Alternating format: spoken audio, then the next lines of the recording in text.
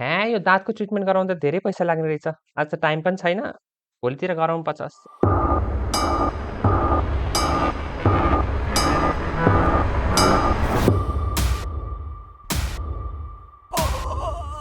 नमस्ते, म Nepal medical council registered doctor Shrestha Ghimire. आज हामी डेन्टल ट्रिटमेन्टहरू के हुन्छ र यसको कस्ट कति लाग्छ भन्ने विषयमा कुरा गर्न गइरहेको छौँ। यो भनिकन सबैको एउटै प्राइस रेट हुन्छ भन्ने छैन। क्लिनिक अनुसार र डाक्टरको एक्सपिरियन्स युज गर्ने मेटेरियल वाइज पैसा फरक पर्छ। डेन्टल ट्रिटमेन्टहरू यस प्रकारका रहेका छन्। सामान्य र अलि गहिरो नसा नछोइकन किरा लागेको छ भने 1000 देखि 2000 2500 सम्म लाग्न सक्छ। बच्चाको दाँत भर्ने सिमेन्ट चाहिँ ठुलो मान्छेको दाँत भर्ने सिमेन्ट भन्दा कम्प्यारेटिभली सस्तो नै हुन्छ।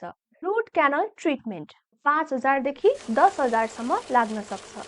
यो भनिकन कहिलेकाहीँ आरसीटीमा कम्प्लिकेसन देखियो भने यो भन्दा बढी प्राइस लाग्न पनि सक्छ। खोल अथवा क्राउन हाल्ने मेटलको क्राउन हाल्नु छ भने 4000 देखि 6000 सम्म लाग्न सक्छ भने पीएफएम क्राउनको 5000 देखि 8000 सम्म लाग्न सक्छ। त्यस्तै जिर्कोनिया क्राउनको 15000 देखि 25000 सम्म लाग्न सक्छ। अहिले यो जिर्कोनिया क्राउन 50000 पर्नेसम्म पनि पाइन्छ। यो क्राउन वाइज प्राइस फरक हुन्छ। जिर्कोनिया कम्प्यारेटिभली महँगो हुन्छ किनभने यसमा युज हुने मेटेरियल पनि महँगो नै हुन्छ र यसमा वारेन्टी कार्ड सुद्धा पाइन्छ।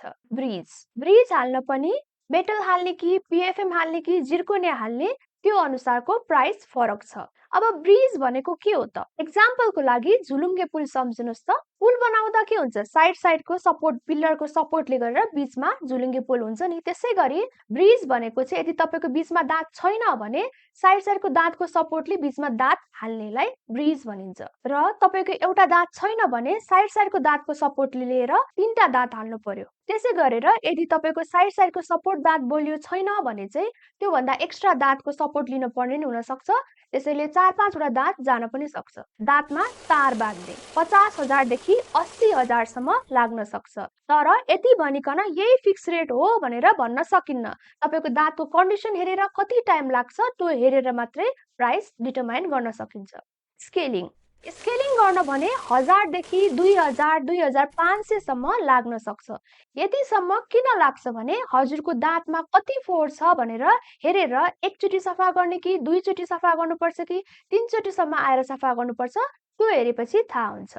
त्यसै गरी यदि डाक्टरले नभई हाइजिनिस्टले तपाईहरुको दाँत स्केलिङ गर्नुहुन्छ भने कम्प्यारेटिभली प्राइस रेट अलि कम नै हुन्छ। So choice is yours. दाँत निकाल्ने बच्चाको दाँत निकाल्न 200 देखि 300 लाग्छ भने ठुलो मान्छेको दाँत निकाल्न 1000 देखि 10000 सम्म पनि लाग्न सक्छ। 10000 चाहिँ किन लाग्छ भन्दा यदि तपाईको बुद्धि भङ्गारा बाङ्गो छ, सर्जरी गरेर निकाल्नु पर्छ भने दाँतको कन्डिसन हेरेर थाहा पाइन्छ।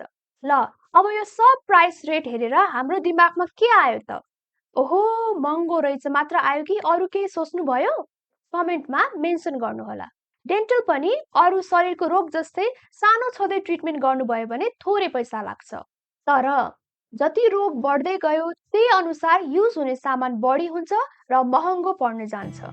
एक्जाम्पल थोरै दाँत किरा लागेको छ भने 1000 ले भर्न मिल्ने दाँत तपाईले वास्ता नगरी बस्दा 5000 को आरसीटी अनि खोल हाल्दा छुट्टै पैसा लाग्छ। अनि आरसीटी गरेको दाँत तपाईको पहिलाको दाँत जस्तै बलियो नहुन पनि सक्छ। यसमा एक्स्ट्रा केयर गर्नुपर्छ। अनि आरसीटी गरेर मात्रै छोड्ने हैन, आरसीटी गरेपछि खोल चाहिँ अनिवार्य रूपमा हाल्नै पर्छ। So prevention is better than care and early treatment is your long term investment. यो च्यानलमा मैले थुप्रै प्रिभेन्सन रिलेटेड भिडियो बनाएको छु। यो भिडियो पछि गएर हेरिदिनु होला। त्यसैले डेन्टिस्ट्री महँगो होइन, हजुरको नेग्लिजेन्स महँगो हो। त्यही पनि बाहिर कन्ट्री हेरिकन त नेपालमा ट्रिटमेन्ट कम्प्यारेटिभली सस्तो नै छ। फेरि सस्तोको चक्करमा डाक्टरले ट्रिटमेन्ट गर्नु भएको हो कि हैन त्यो पनि ध्यान दिनु होला। यदि तपाईलाई कुनै ट्रिटमेन्टको डाउट छ भने एकचोटी अर्को डेन्टिस्टसँग पनि कन्सल्ट गर्नु होला र कन्क्लुजन निकालेर ट्रिटमेन्ट गर्दा आफ्नो डेन्टिस्टलाई ट्रस्ट गर्नु होला। अनि ट्रिटमेन्टको इन बिट्विन यदि कुनै क्वेशन छ भने क्वेशन सोध्न सक्नुहुन्छ।